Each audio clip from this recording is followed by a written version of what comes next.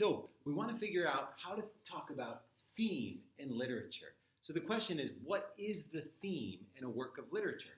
When someone says, what's the theme in this work of literature?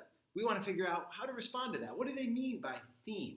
Well, first of all, let's talk about what literature can be. We know it can be a novel. We know literature can also be an autobiography. We know literature can be a biography. It could be a poem.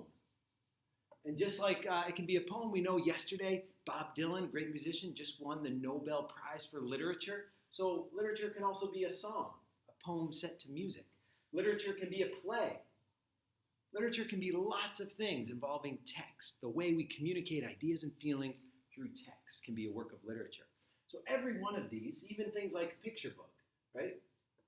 So these are all works of literature. Well, all of these have a theme. So what is a theme? When a teacher or professor, someone asks what a theme is, here's what we want to think about. Theme is simply the central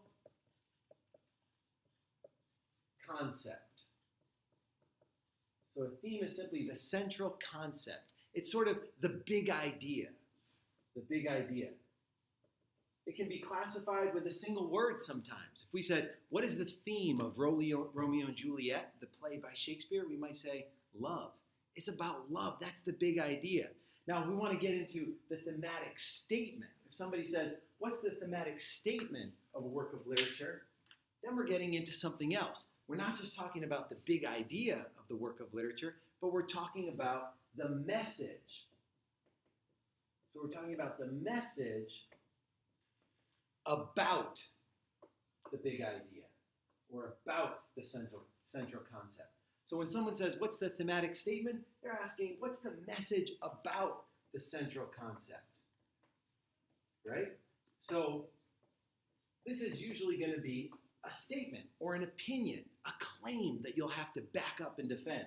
So if we said the theme of Romeo and Juliet is love, we might say the thematic statement is that love can sometimes be defeated by society.